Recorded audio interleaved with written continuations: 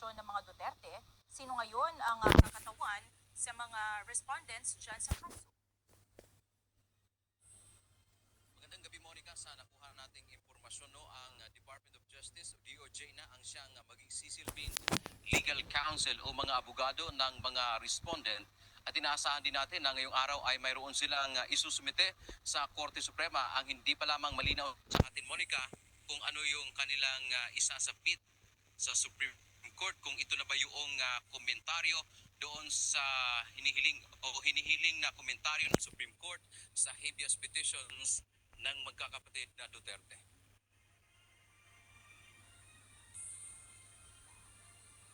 Unang naglabas ng impormasyon si dating Presidential Legal Counsel Salvador Panelo higil sa pag-atras o pagtanggi ng Office of the Solicitor General o OIG na pinapresenta ang respondents sa Consolidated Habeas Corpus Petition na inihain ng mga anak ni dating Pangulong Rodrigo Duterte sa Korte Suprema noong nakaraang linggo.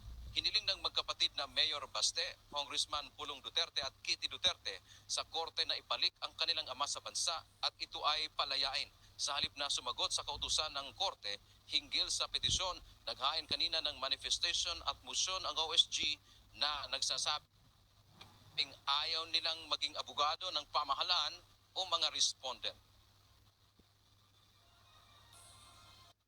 Sa halip na mag-comment, nag-file sila ng manifestation at sinasabi nila na humingi sila ng permiso na hindi nila pwedeng i-represent ang mga respondents. Lucas Bersamin, si PNP Chief Marvel, Secretary Rimulya at si General Torre.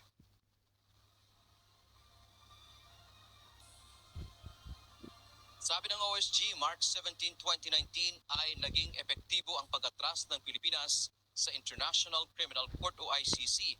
Dagdag pa nito, hindi admissible ang panahon. Kaya walang obligasyon o walang obligasyon ng Pilipinas na makipagtulungan o kilalanin ang anumang proseso galing sa ICC pagkatapos na maging epektibo ang pag-atras ng bansa sa Rome Statute. Binigyan din pa ng Office of the Solicitor General dahil sa matatag nitong posisyon na wala ng jurisdiksyon ang ICC sa Pilipinas at gumagana naman ang investigative, prosecutorial at judicial system ng bansa. Hindi magiging epektibo ang OSG na kumakatawan o ipagtanggol ang mga respondent kaya tumanggi itong maging parte sa kaso. Kaugnay nito, naniniwala naman si dating Presidential Legal Counsel Salvador Panelo na makatutulong ang pagtanggi ng OSG na maging abogado ng respondent sa kaso ng dating Pangulo sa ICC. Tamaan niya ang ginawa ng OSG na huwag ipagtanggol ang gobyerno sa illegal na ginawa nito.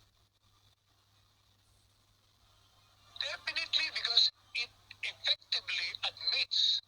Sinasabi na nga nila, posisyon naman namin, walang jurisdiction ang gobyerno ay ang ICC sa ating gobyerno, sa ating bansa. Kung ikaw naman nga naman ang abogado, publicly, officially, yun ang posisyon mo. Paano ka papasok sa Supreme Court at ipagtatanggol mo yung mga dinimanda na gumawa illegal at batay sa kanilang pananaw na may jurisdiction? Di ba taliwas yun, saliwa, saka baka pamakasuhan pa sila.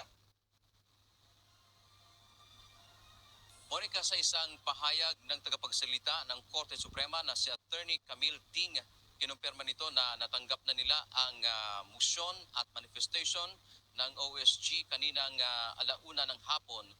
Kasama nga sa motion ng OSG ay huwag na magiging bahagi ng respondent si Solicitor General Minardo Guevara. At exactly nga, Monica, ngayong araw ang ika-6 na taon mula nang kumalas ang Pilipinas sa Rome Statute o sa International Criminal Court. Yan mo ang ating update mula dito